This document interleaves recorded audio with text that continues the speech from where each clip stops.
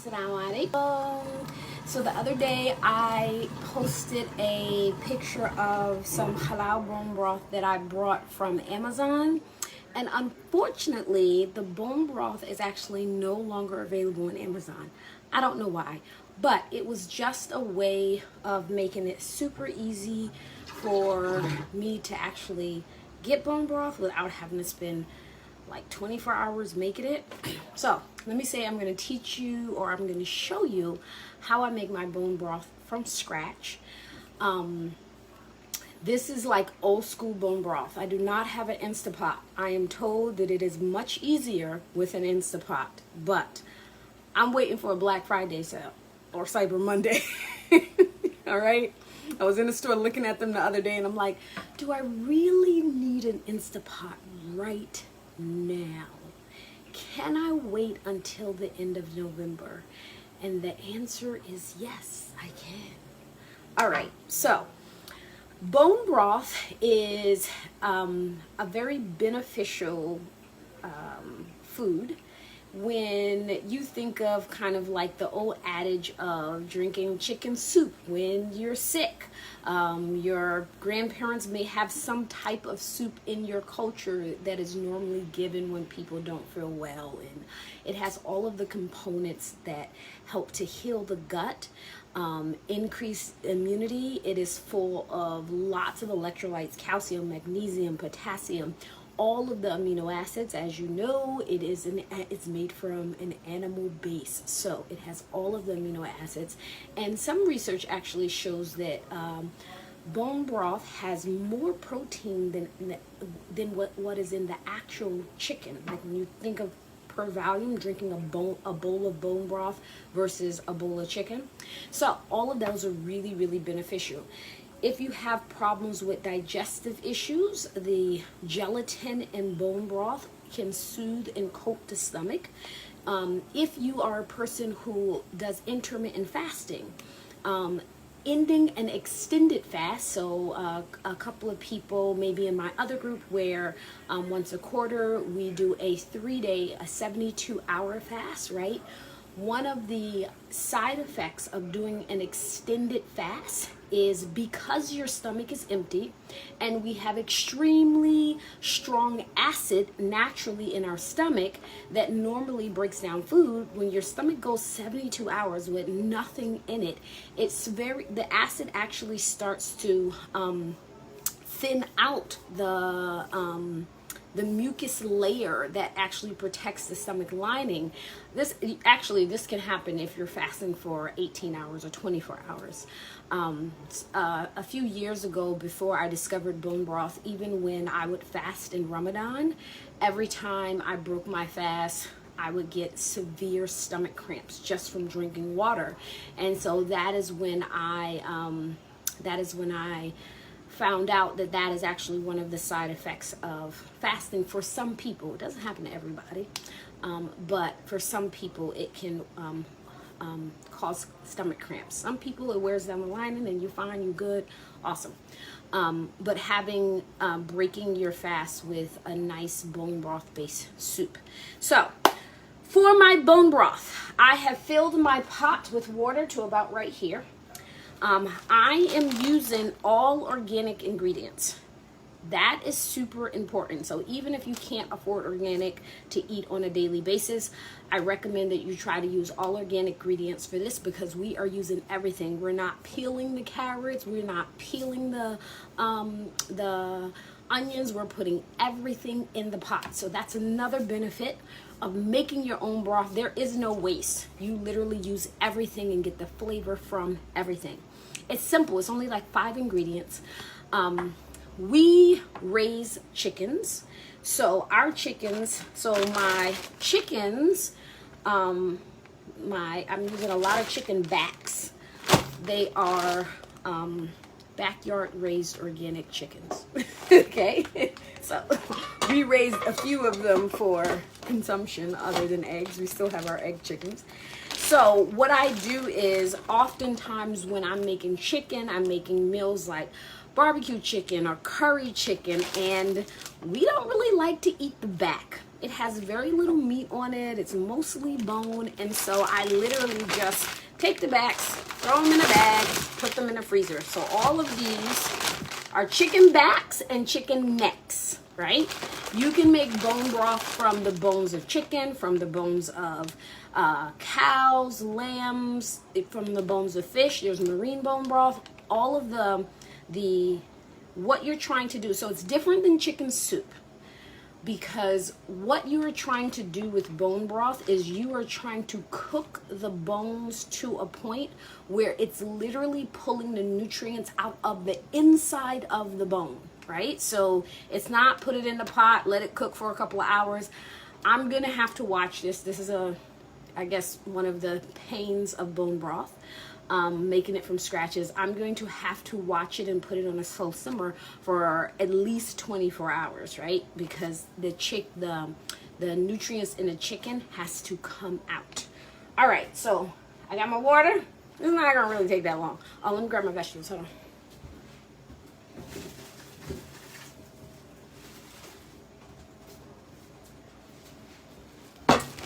Not really gonna take that long because bone broth is super, super simple. You technically don't even need the vegetables. It just makes it taste better. I'm gonna take an onion.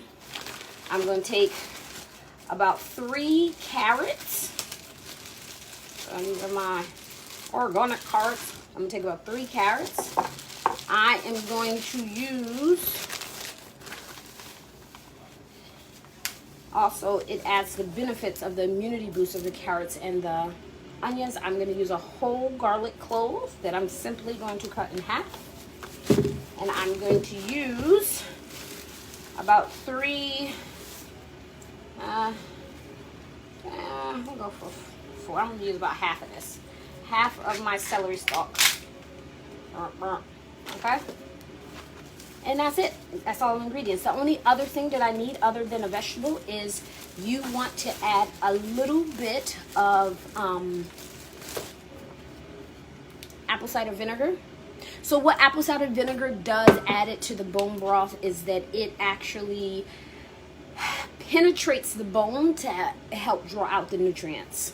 So that is what apple cider vinegar does, right? And so this is also a reason why you do not, as human beings, you know, there is some benefit of taking a tablespoon of apple cider vinegar in the morning and things like that, but you do not want to do that 3-4 times a day. You don't want to make it a staple inside of your diet because it does have the ability to draw, what's the name, out of the bones. All right, super duper simple. I'm not doing anything but turn around. This will be important to turn the water on, right? I am just going to take, and I will show you how much. So I'm just going to take my regular frozen chicken backs. Some of them are freezer burn. It really doesn't matter. I got some chicken necks. For people who are just joining me, we have a few backyard chickens. So when I cook, because the meals that I cook does not include using the back and the necks, I just normally just save back and necks from each chicken that I use for my meals. And it's the whole thing. You putting the skin in there. We want the fat. Like the skin is on the chicken backs. Chicken back, my neck. Ooh, this is a big one. I think I might have cut the bag. Okay. Literally just chicken back and necks. Backs and necks. Hey. Ooh, that's gonna be a lot of bone broth. I love it, love it, love it. Once you make your bone broth, you can definitely you can save it. All you do is pop it in the freezer. I'm gonna see if I can move my camera without falling it. And this is how much is in there. So it can be pushed down. So you want enough water on top of it, because remember, we're simmering this down. So you don't want the chicken to be sticking out of the water.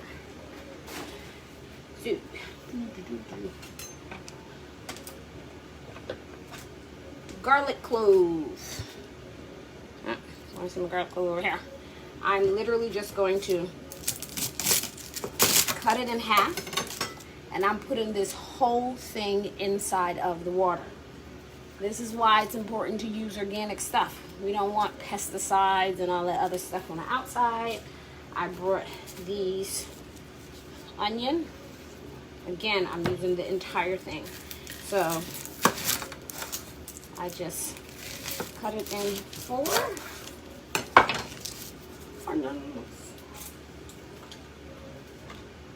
Carrots. I might want to, let me just rinse them off real quick.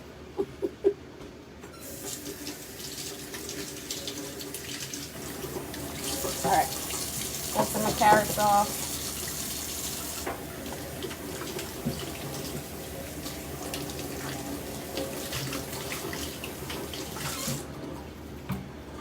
I just want to rinse those off because those are, even though it's organic, they have dirt on them because they are vegetables that came out of the ground.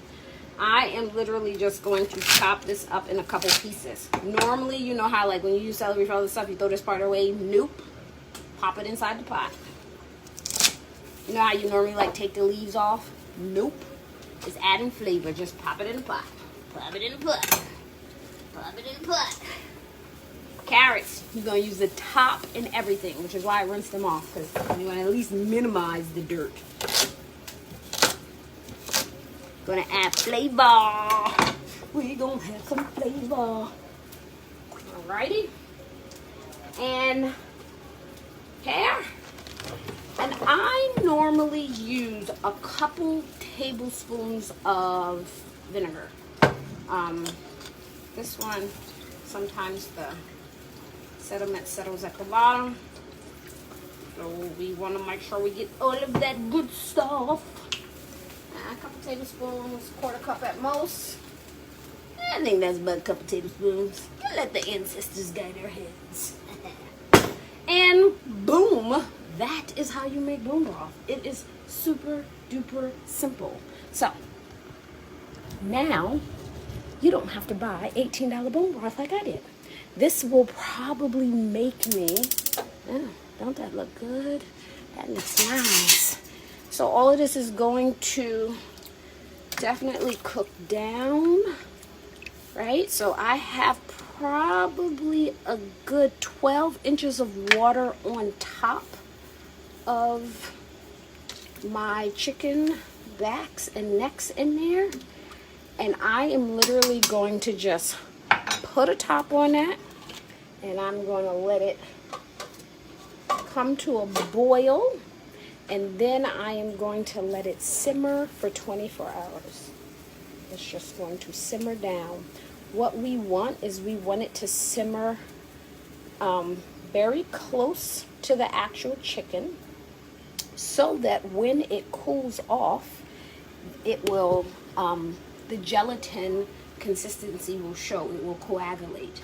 If you make bone broth and you think that you're done, but once you strain it, and you put it in the fridge, it's still watery, just pop it back on the stove and simmer it down more. All right, so that is how you make bone broth, healing bone broth. I will post some articles and some other information about all of its benefits. All right, talk to you guys later. Assalamu alaikum.